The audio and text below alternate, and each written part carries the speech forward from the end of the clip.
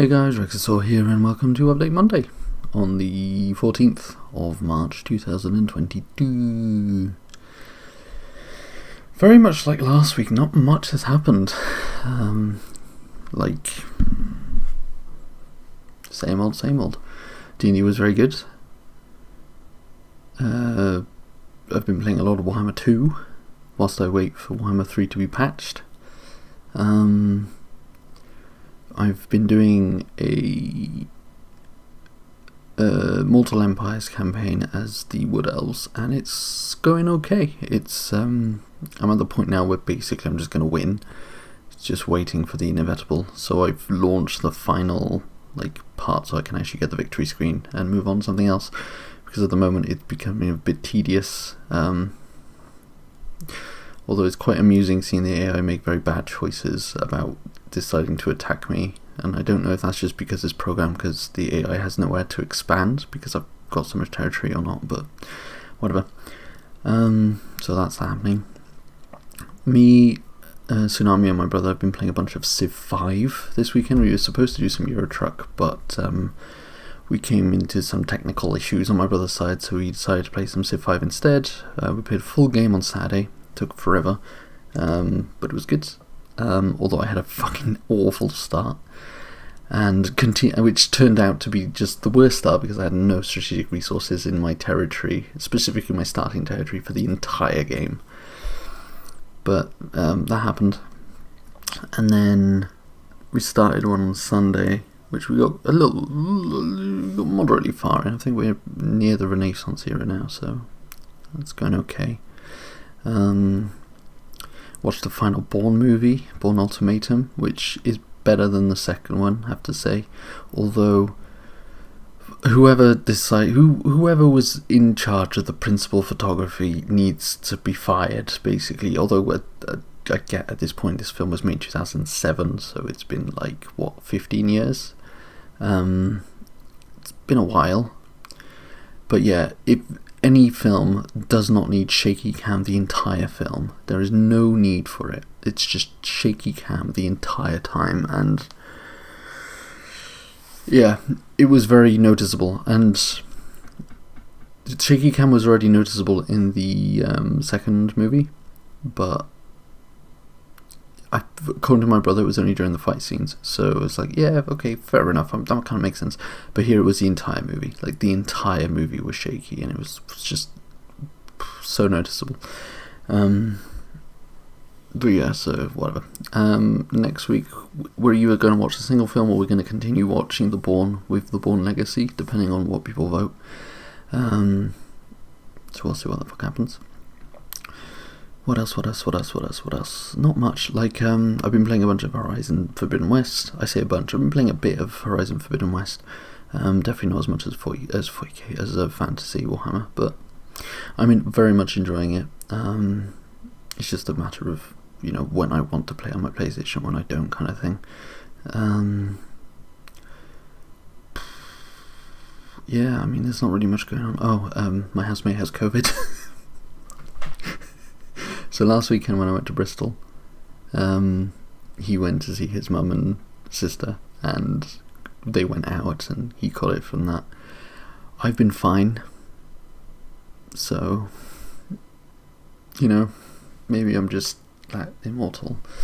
No, I'm just we basically just isolate anyway, in our day-to-day, so and when we come in contact, it's not we're that close. So it's not really a surprise, but what a dick. What an idiot. But yeah, what was funny is that he said, you know what, I might continue wearing a mask in the future even if the mandate goes down. I was like, really? It's almost like it's a great idea, full stop. So dumb. What else? There's not really much, D&D stuff. Gaming, film, yeah, not really been doing anything. It's very sunny outside today, which is why this video is a little bit delayed. There's been a lot of action around Warhammer 3. Specifically, I watch a lot of Legend of Total War, watch a lot of his content, and he's not happy with the game. I'm not happy with the game. I agree very much with pretty much everything he says about it. And yeah, yesterday I was watching Republic of Gamers? Is that basically Darren used to work for Total War, worked for CA, and he quit and started streaming, and he's blacklisted from CA and Paradox and a bunch of other stuff because of that. But he was streaming, Legend was in the chat, and then he decided to just have a chat about Warhammer 3, and specifically Legends, because Legend made it Legend's been very public about his disapproval of the game and how CA sucks, which is nothing new. CA do suck. They are very, very bad. And it was interesting, they had a long conversation I basically listened into the night. Basically it was 2 or 3 hours long. But it's very interesting hearing things from Darren's perspective as well, because obviously he's used to work for CA, so he kind of knows how it works. But there was this point that I found very interesting was about Creative Assembly's narrative team, and how their narrative team has, well, obviously Darren doesn't know this for sure, but there's a perspective that the narrative team for Creative Assembly's Warhammer franchise is pushing for specific things that harm the design of the game.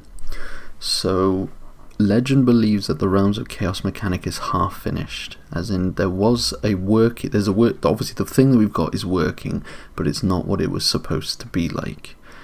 And the reason why is because a lot of the budget was put into other places to try and get the game finished as soon as possible, basically. The narrative team really wanted this Realm of Chaos thing, so that it tied in all the trilogy. The Advisor became this really important pivotal character, and it makes sense, and from a narrative perspective, sure. And some very valid points were made regarding that, in terms of the Total War as a genre of gaming is not a place for a narrative-led campaign. You're supposed to have a sandbox-led campaign with narrative elements, which is why the quest battles for each Legendary Lord are really cool. The prologue was really, really cool. And just the general narrative goals that each faction have to complete their campaign, specifically in Warhammer 2, are really, really good. And he also believes that the narrative spin on each DLC for Warhammer 2, and I agree completely, are really, really good. Because pitting 2 Legendary Lords against each other in such a way that their campaigns herald against one another without affecting the main campaign is great. So, for example, Grom vs. Altharion, one of the last 2, I think, DLCs for Warhammer 2, where it was just them 2, which historically in the Warhammer lore is a big thing. That's amazing, that's really good, it worked really well, the narrative element of it was really good, the cinematics were really good, it was great. And it didn't affect everything else in the game. It just was its own isolated thing that happens. If you play any other faction, it continues to happen without your input. The thing with the Realm of Chaos is that you don't get that. It's 8 factions doing the same thing, even though why the fuck are the Ogre Kingdoms doing it?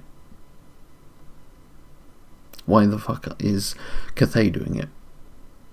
It's shoehorning in the narrative perspective without needing to, which is affecting the entire game. And I think if the mechanic was fully embellished, was fully done, then it would be great, it would be fine. But there's so many elements of it that just aren't. I learned as well, and I didn't actually see this happen because of basically so all the realms suck except for Slaanesh. Basically, Khorne's alright, it's halfway done. Nurgle is boring, and Tzeentch is a mess, and I agree completely with those aspects of every single one. If you listen to that part of the conversation, that's basically paraphrasing almost word for word what Legend was telling me about it, or telling us about it, I should say, and I completely agree. In Khorne's realm, when you beat armies, you get swords as rewards, and you keep those swords in perpetuity unless you re-enter the Chaos Realms. And I was like, what? So I didn't get affected by that, because when I played as Kislev, Khorne was the last one I went through, and then I got Be'lakor at the end, and I just stopped playing, which is another thing for another thing. But it was like, it's like all these Chaos rewards are supposed to be really, really good, and yet they're not. They're really not, unless you're Slaanesh. Slaanesh is a really interesting one. It's a really, really, really good, well-crafted one. But yeah, the rest are boring. Yeah, I think that's it basically. Like, it's just Warhammer 3 needs a polish. It needs to be relooked at. The basic, in effect, just the main mechanic needs to be relooked at. It's very much affecting the game from a narrative standpoint, and I think that sandbox wise, it's a great game. It is a really, really good game. But all the other aspects of the game are fundamentally better than Warhammer 2. The UI is significantly better than Warhammer 2, despite its colour. The fact that it's just red for everyone is a bit meh, but like, that's fine, because the actual mechanical parts of it are fundamentally better than Warhammer 2. And having played a lot of Warhammer 2 in the last few weeks, I can tell you that Warhammer 3 is a better game if you just take the sandbox part of it. The other issue, of course, is the races aren't very good. Specifically, the Chaos, there are several mechanics within each Chaos faction that need tweaking or changing, because they're not good. They're not fun, and because I've stopped playing Total War games on hard or very hard or legendary. I played through the entirety of fucking Warhammer 1 on legendary for every faction to get all the achievements, and I can tell you it was fucking awful. I just play on normal just because I'm tired of AI cheats, and in the end, because it doesn't really change the AI behaviour, it just changes their cheats. I'm still having an enjoyable time, but I can't remember what point I was going to make was. It's just started talking about difficulty. Each Chaos faction,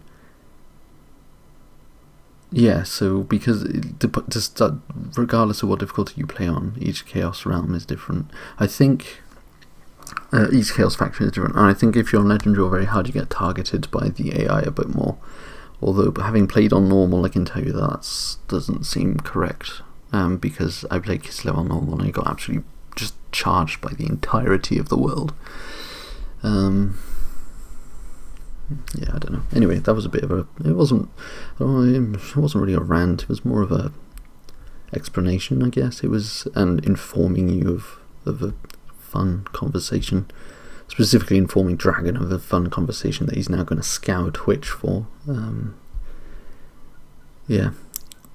It's just disappointing, because Warhammer 3 was supposed to be the culmination of it, and it will be. There's no doubt that they will patch the problems out.